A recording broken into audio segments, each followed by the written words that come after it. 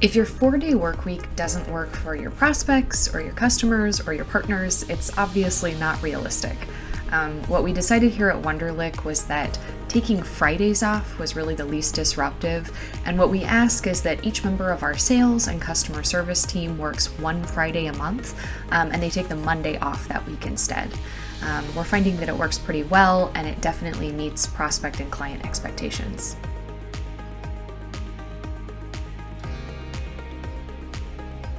We said this is how we feel the world of work should move. But it's a vision, it's not a plan. And now it's up to you to turn this vision into a reality. We said to all the staff, right, we're going to set up these task forces, and anybody can volunteer to be part of these task forces. And they are about setting the foundation to make this successful. And I think there was about 80 people that came forward from across the world, and with great love, with great enthusiasm, because everybody wanted to make this work.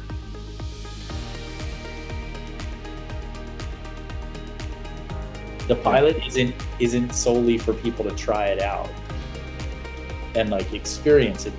The pilot, you should be laser focused on getting honest, open feedback and data of whether or not it's going to work for you, and make it anonymous.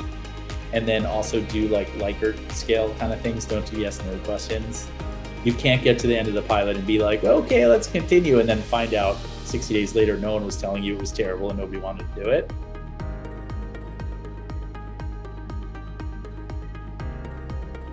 When I'm talking to people about this, I always encourage them to go through the exercise of figuring out if this would work for their company, because if it didn't, because they earnestly and candidly tried to find a way to make it work for their company, if it didn't, they will almost certainly have discovered, by going through that process and engaging in it in good faith, other ways to improve the working lives of their employees, which might be much easier to implement and much less disruptive than a flat out 4-day work week.